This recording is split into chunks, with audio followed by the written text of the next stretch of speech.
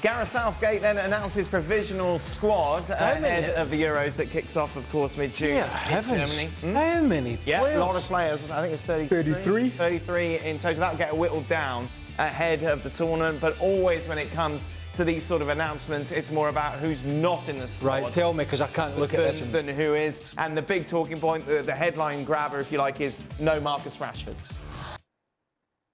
Yeah, not surprised.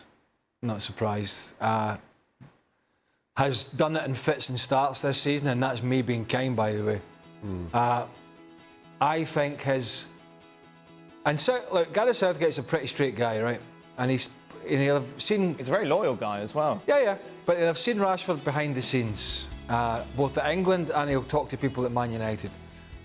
And quite frankly, his attitude a lot of times this season, to me, has been abysmal. His lack of work rate on the field, his lack of interest at times, and when it's gone well for him in games, he's looked lively. But you know what? It doesn't go well for you every game. You have to roll your sleeves up. And he's not been prepared to do that. He's not been the only one at Man United, by the way.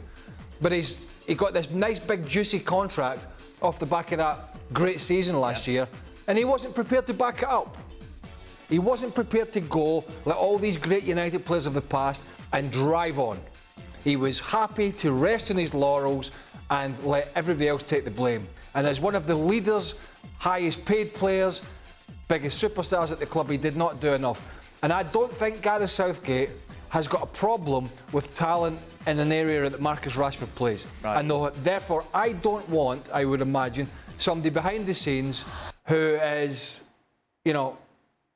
not fully invested, potentially and possibly, and who, if I leave him out, and that's a probability, because they've got super talent in the front line, England, there's no doubt about that. I don't want anybody moping around. Right. And he's moped around most of the season. Okay. Well, let's be clear about that. So, actually, if you'd have said to me, would Marcus Rashford have been in the squad before I saw that, I'd probably said, you know what, he's probably going to be there, yes, out of loyalty. Yeah. But now that Gareth Southgate's played his cards, and you think about it, he's thought, he's just not done enough for me. Yeah, there are a couple of things to this for me.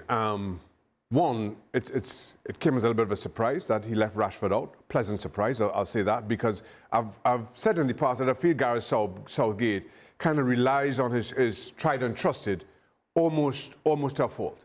Well, I think it was for the March friendlies where he initially left out Kobe Mainoo, and then he got in the squad because of injuries and did so well. No, that was... and that for me has been a little bit of a negative, that he hasn't been willing to take enough risks on players that he hasn't worked with before. So credit to him for leaving out Rashford, Henderson, Sterling, and the likes in bringing other players, because I don't feel that they would have been good enough going into this tournament, certainly what we've seen of late.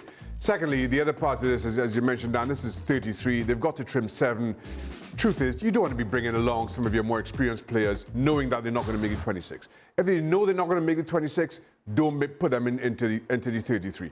Give some of those younger players at least that opportunity for the couple of weeks before you have to name that final 26 in heading off to Germany. So credit to him for that. And some of those players you saw in that last graphic there, you might say, well, Reece James had a terrible season again with injury. Mason Mount might have made it. He's had a bad move. He's had injuries. Was Calvin Phillips. Went to West Ham to salvage his place. Yeah. Went the opposite way. Ben White has an issue with people there, and so the squad. But, people would say, well, what's the difference in the loyalty when Southgate has been seen as loyal, as you said, and you were right, with the likes of Calvin Phillips before, Jordan Henderson, Harry Maguire, and Marcus Rashford, who's been let loose this time. Where's the loyalty? What's the difference? The difference is that England in the forward areas, you could argue, are as talented as any team in Europe. The players that he has to pick from the attacking midfield to striker to wide players to floating number 10s. The most talented. Huh? The most talented in Europe. Well, maybe France would have something. Yeah, France.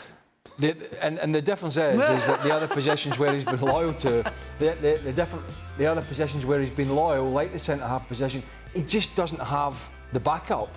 He doesn't have the backup in central midfield, the deep line central midfield that he has in the forward areas. He doesn't have the backup in the centre-half position in terms of quality that he does in the forward areas. So it's easier to be less loyal to somebody like Marcus Rashford, who hasn't played particularly well. And I don't know, fair play to Southgate, you know, cutting some of these players loose. And he's pointing like the likes of Eze, of course, has done well at Palace. Manu, we've discussed before, some youngsters coming in. Absolutely, these players have all, pretty much all these players are players. Anthony Gordon, a player who was in form.